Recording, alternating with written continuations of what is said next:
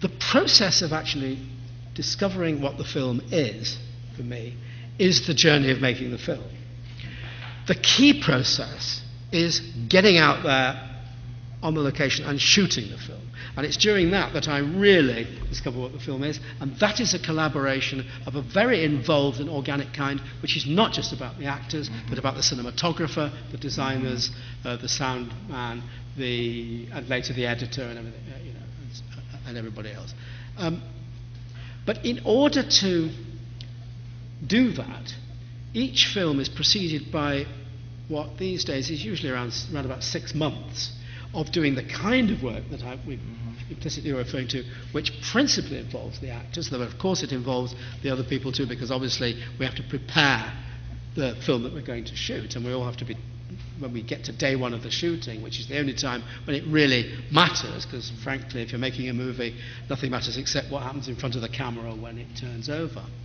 The period before that, the beginning of that period, there is no structure at all. There is no 5 or 3 act structure or anything else. There is a feeling, a concept, a notion, possibilities. By the time we get to the point before the shoot, there is a structure, a broad structure, which I do put on very briefly on paper in a very schematic way. But I think what I have to say is that all art in every medium is a synthesis of improvisation and order. All artists, no matter whether you write or paint or sculpt or make music or write poems or whatever you do, all artists will have, to a greater or lesser extent, a sense of what they're going to do, and perhaps not. It may be down there rather than up there, in other words, completely intuitive, not in any way cerebral or intellectual or rational. It may be a strong sense of something that inevitably has to be done, or something that really has to be fleshed out or discovered or dug up from some depth just by the sheer act of investigating. Picasso, paraphrasing, Picasso said words to the effect that if you know what you're going to do before you do it, what is the point of doing it?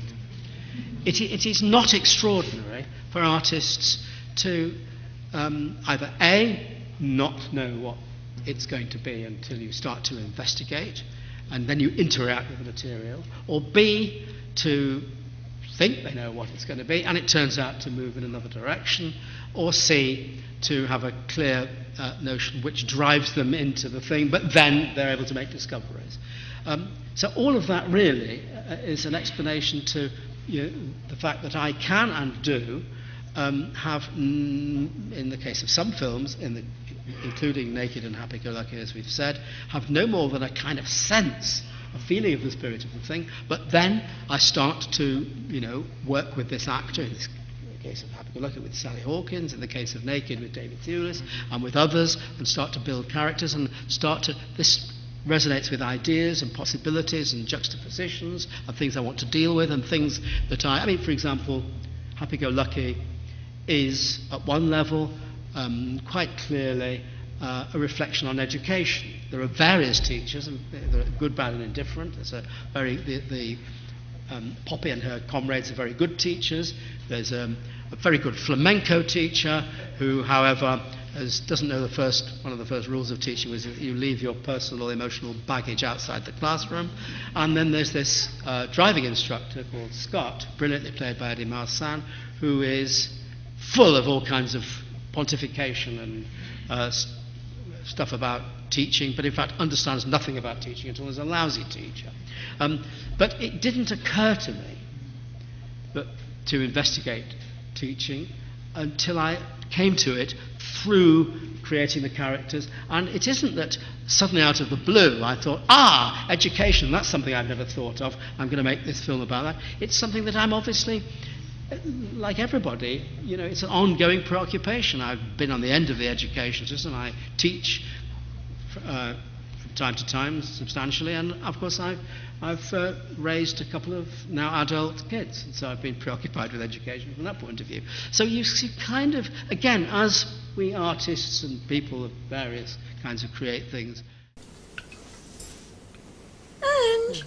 Thanks. Cheers. Cheers. Ange, can you take a little bit of criticism? Now, please don't be offended when I say this, Ange Bars.